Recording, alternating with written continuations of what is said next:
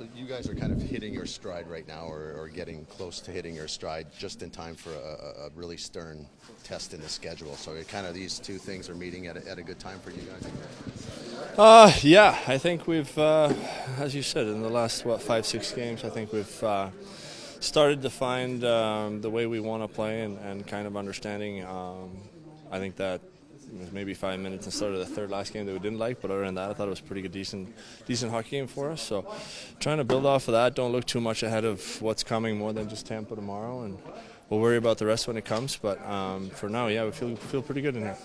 As a team, are you curious to how you match up against, like a Florida, like a Tampa, like a Vegas? I know you're not looking ahead, but are you just curious to see how you guys are going to stand up against some of the heavyweights in this league?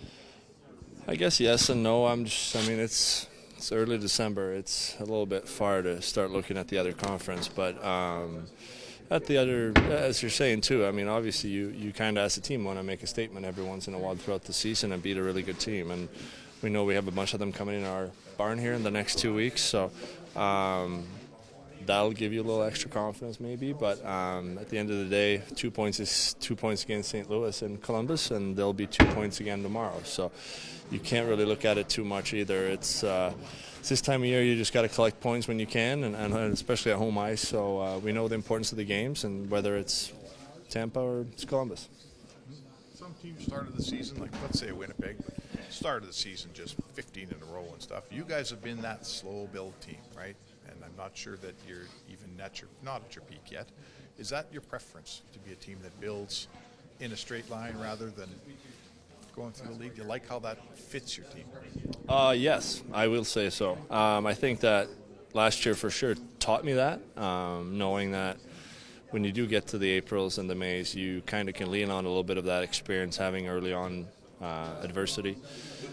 And I think that you look at Winnipeg too, when you start that hot, and in the beginning of the year especially, I don't think I've ever done that, so I can't really speak from experience here, but I can imagine that you feel pretty good about yourself, and maybe that some of those details can get lost in translation after that 12th, that 13th, that 14th win, and then you got to go back to your roots again and trying to find those. So I think when you go through adversity, you've got to look at it as an opportunity to kind of build your game and to build your team. And would I rather start 15-0 than our start? Absolutely. I'd take those points in a heartbeat. But at the same time, in the long run, depending on if you make the playoffs or not, there's teams that start slow and they just keep slow, and you don't want to be that. But if you can go as a straight line and start a little bit slower and then learn as you go and build your game, I think that's probably the best pattern to go, yes. Darnell said to us after the game the other night that he's really feeling confident. He likes his game. He's consistent. This is as well as he's played in a long time. What are the things that having a really effective, confident Darnell Nurse, what are the things that happens in this team that it does for this team that maybe we wouldn't know about? Different in the room, different on the ice. How's it help?